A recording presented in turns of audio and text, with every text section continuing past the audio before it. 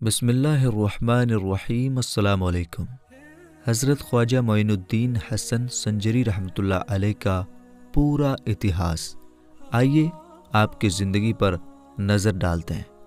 आपकी पैदाइश 14 रजब 530 हिजरी यानी 18 अप्रैल 1139 ईस्वी है। आपकी पैदाइश की जगह ईरान का इलाका सीस्तान का एक गांव संजर है, जिसकी वजह से आपको संजरी कहा जाता है। आप सैयद हैं, यानी आपके वालिद और वालदा हसनी हुसैनी ख़ानदान में से हैं। वालदा की तरफ से आप हसनी और वालिद सैयद गयासुद्दीन हुसैनी सैयद थे। 8वीं पीढ़ी में आप इमाम मूसा कासिम से जा मिलते हैं। ये आपका ख़ानदान है। जब आपकी उम्र मुबारक 15 साल थी तो वालिद इंतकाल हो गए।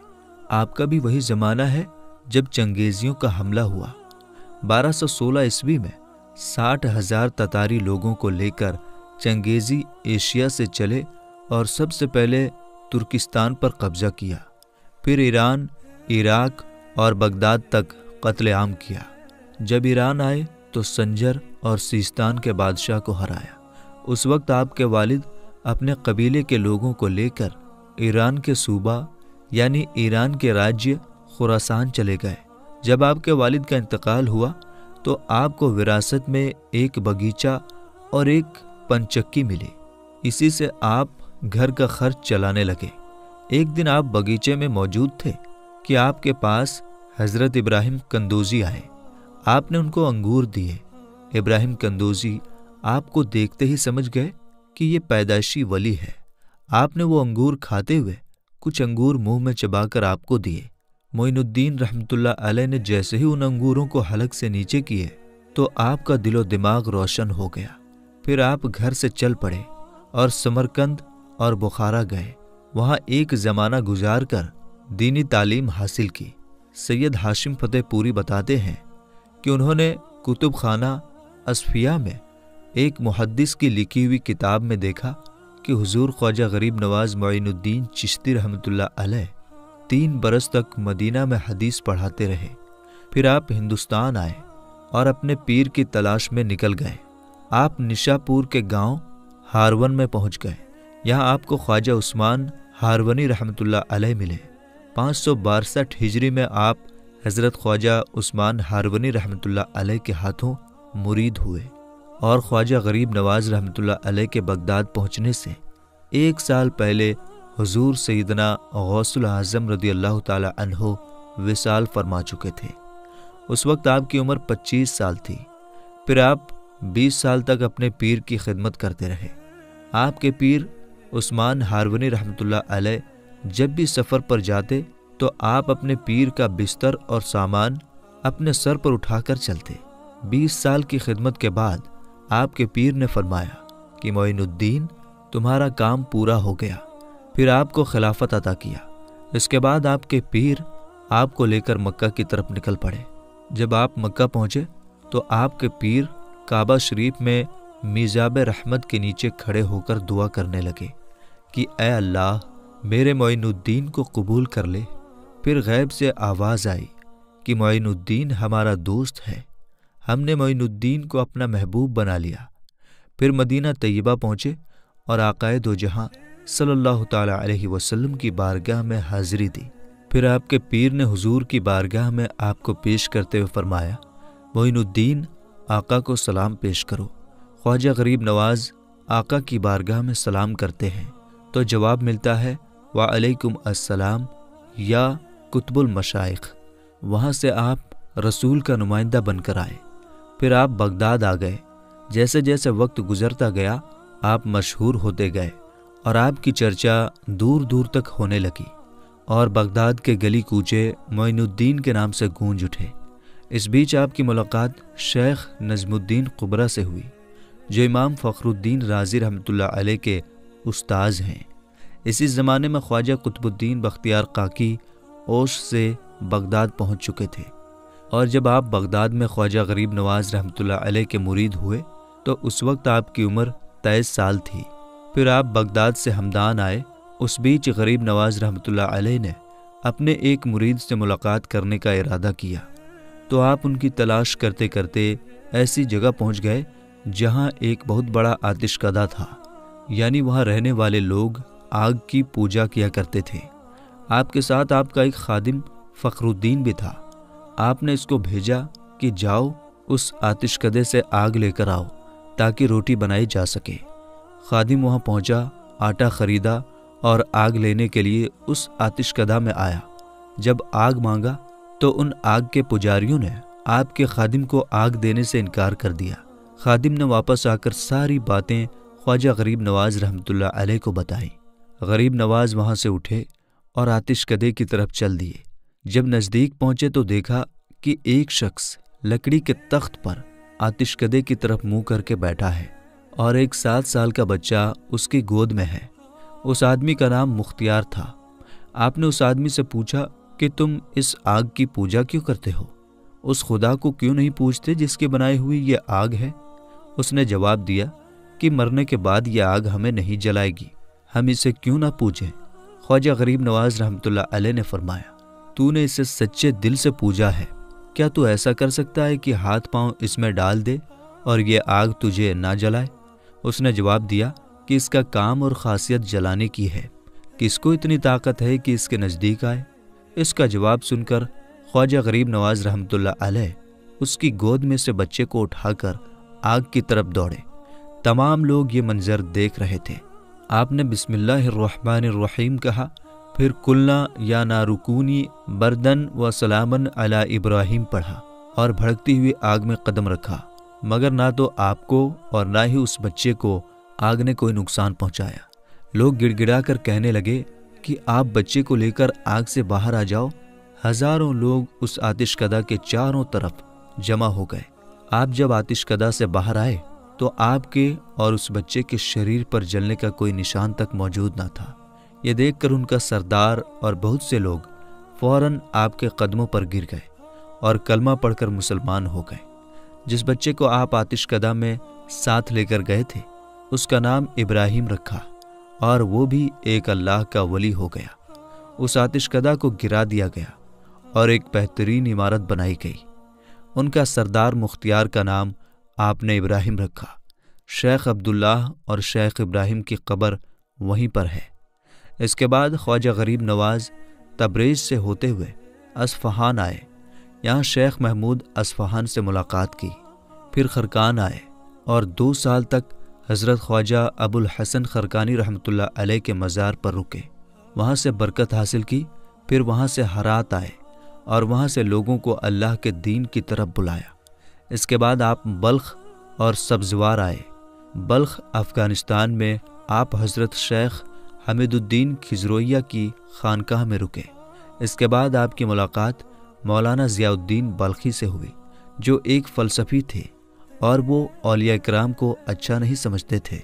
जब आपको शर्मिंदा करने के इरादे से वो आगे बढ़ा तो आपकी निगाह उन पर पड़ते ही तमाम फ़लसफ़ा जाता रहा और कुछ याद ना रहा। फिर आपने दूसरी निगाह फरमाई तो अल्लाह का ख़ास करम हो गया। इसके बाद आप गज़नी तशरीफ़ ले आए। यहाँ शमसुल आरफीन अब्दुल वाहिद रहमतुल्लाह अलैह से मुलाकात हुई और उनके यहाँ मेहमान रहे। फिर आप वहाँ से लाहौर तशरीफ़ लाए और हज़रत दाता गंज बख्श अली अजवेरी रहमतुल्लाह अलैह की मज़ार पर 40 दिन के लिए चिल्ला में बैठ गए। फिर दिल्ली आए। दिल्ली से आप 40 मुरीदों के साथ अजमेर पहुँच गए। दिल्ली से अजमेर के इस सफ़र के बीच आपने 700 ख़ानदानों को मुसलमान बनाया। अजमेर पहुंचकर आप एक बहुत बड़े दरख्त के नीचे ठहरे। यह दरख्त उस वक्त के राजा के ऊँटों के बैठने की जगह थी। उस राजा के सिपाहियों ने बड़ी बदतमीज़ी से आपको वहाँ से उठने का कहा। आप वहाँ से उठे और मुरीदों से कहा, चलो यहाँ से। और फिर राजा के सिपाहियों से कहा, हम चलते हैं और तुम्हारे राजा के ऊँट ही बैठे रहेंगे। अगली सुबह हुई तो सिपाही ऊँट को उठाने आए, मगर एड़ी चोटी का जोर लगाकर भी वो ऊँटों को ना उठा पाए। फिर उन्होंने आकर गरीब नवाज रहमतुल्लाह अलैह से माफ़ी मांगी। आपने फरमाया, जाओ, तुम्हारे ऊँट उठ गए। जब उन्होंने जाकर देखा तो ऊँट खड़े हो चुके थे। ये अजमेर में आपकी सबसे पहली करामत थी। इसकी चर्चा दूर दूर तक हो गई। अजमेर में मौजूद एक तालाब अना सागर में आप वुज़ू फरमाया करते थे। उस तालाब के आसपास मंदिर थे। मंदिर वाले आपको रोकने लगे। फिर आखिर में उन्होंने कहा कि इसको इस जगह से उठा दिया जाए। वो बड़े गुस्से में आपके पास आए और आपको तालाब का पानी लेने से रोका। तो आपने अपने एक मुरीद से फरमाया, जाओ तालाब से लोटा भर कर ले आओ। जब मुरीद लोटा भर कर ले आए तो सारा तालाब सूख गया। सारे लोग ये देख रहे थे। इस वाक़ये से हर तरफ एक तहलका मच गया। वहाँ के राजा पृथ्वीराज ने एक बहुत बड़े साधु जादूगर, जिसका नाम साधु रामदेव था, उसे बुलाया और कहा कि अब हमारी राजधानी ख़त्म होने को है, क्योंकि ये फ़कीर आ गया है जिसके बारे में मेरी माँ ने इल्म नुजूम के ज़रिए बताया था कि एक फ़कीर आएगा जो तुम्हारी राजधानी को ख़त्म करेगा। मेरी माँ ने उसके चेहरे का हुलिया भी बताया था। वो हुलिया उस पृथ्वीराज ने सिपाहियों को पहले से ही दे दिया था और उनको हुक्म जारी किया था कि इस हुलिये के किसी बुजुर्ग को देखो तो उसे फौरन गिरफ्तार करके मेरे पास ले आना। मगर अब भला ये कैसे हो सकता था? अताए मुस्तफ़ा ख्वाजा गरीब नवाज रहमतुल्लाह अलैह को भला कौन गिरफ्तार कर सकता था? खैर, वो जादूगर साधु रामदेव अपने लोगों के साथ गरीब नवाज रहमतुल्लाह अलैह के सामने गया और अपने करतब और जादू दिखाने लगा। आपके मुरीद कुछ देर के लिए परेशान हो गए। फिर आप मुस्कुराए और फरमाया, परेशान मत हो और ये बताओ कि ये कौन आया है? बताया गया कि साधु रामदेव आया है। जूं ही आपकी निगाह उठी और उस पर पड़ी तो वो सारे मंत्र भूल गया। आप नमाज पढ़ने लगे। वो आपको देखता रहा। नमाज के बाद दोबारा निगाह उस पर पड़ी तो उसके कदम जमीन में चिपक गए और वो जहाँ खड़ा था वहीं खड़ा रह गया। आपने फरमाया, बोल ऐ साधु बोल। उसने राम राम कहना चाहा, मगर मुंह से रहीम रहीम निकलने लगा। ये देखकर उसके सारे चेले उसे बुरा भला कहने लगे। फिर वो दीवाना हो गया और लोगों को पत्थर उठा उठा कर मारने लगा। आपने उसकी ये हालत देखी तो एक प्याला पानी का उसे पीने को दिया। जैसे ही ये पानी उसने पिया तो उसका दिल और दिमाग रोशन हो गया और वो आपके कदमों में गिरकर मुसलमान हो गया और आपके गुलामी में रहने लगा। फिर इसी तरह पृथ्वीराज ने एक और जादूगर अजयपाल को आपके मुकाबले के लिए भेजा, मगर जैसे ही वो गरीब नवाज पर कोई जादुई वार करता तो उसके सारे वार नाकाम हो जाते। आखिरकार उसे भी नाकामी का मुंह देखना पड़ा। इस तरह उसकी सारी चालें नाकाम हो गए। इसके बाद आपको लोगों ने दरखास्त की कि पहाड़ से नीचे आ जाइए, आपके लिए दरगाह बनाए। यहाँ तक कि आपने अपने मुरीदों के लिए जगह बनाई, इबादत खाना और मस्जिद बनाई गई। आज अजमेर में जिस जगह आपका रोज़ा मुबारक है उस जगह पर आपकी दरगाह बनाई गई। धीरे धीरे आसपास के इलाकों में आपकी पकड़ मजबूत होने लगी। लोग लाइन लगाकर आपके पास आते और इस्लाम कबूल करते। इस तरह पूरे हिंदुस्तान में आपकी पकड़ बनने लगी। आपकी निगाह जिधर पड़ जाती गुनहगार परहेजगार बन जाता। इस तरह जब हर तरफ आपका असर फैलता चला गया तो फिर आपने लोगों को भेजा कि अब राजा पृथ्वी को इस्लाम की दावत दो। उसने आपकी दावत ठुकरा दी और गुस्से में आ गया और जो लोग दावत इस्लाम लेकर गए थे उनको बहुत मारा। आपके भेजे हुए मुरीदीन वापस आए और कहा कि उसने बहुत जुल्म किया है। ये सुनकर आप जलाल में आ गए और फरमाया, राजा पृथ्वी, हमने तुम्हें जिंदा गिरफ्तार कर लिया और इस्लाम की फौज के हवाले कर दिया। उधर दूसरी तरफ आप सुल्तान शहाबुद्दीन गौरी के ख्वाब में आए और फरमाया, शहाबुद्दीन गौरी, हमने तुम्हें हिंदुस्तान की बादशाहत अता कर दी। तब शहाबुद्दीन गौरी ने सबसे पहले अजमेर पर अपनी फौज के साथ हमला किया और राजा पृथ्वीराज की हार हुई। उसे जिंदा कैद कर लिया गया। शहाबुद्दीन गौरी ने अपनी हुकूमत बनाई। जब इस्लामी हुकूमत कायम हो गई तो आपने अपने सिखाए हुए ख़ास लोगों को अलग अलग इलाके भेज दिया। दिल्ली ख्वाजा कुतुबुद्दीन बख्तियार काकी रहमतुल्लाह अलैह के हवाले की, नागौर हज़रत ख्वाजा हमीदुद्दीन नागौरी रहमतुल्लाह अलैह को दे दिया।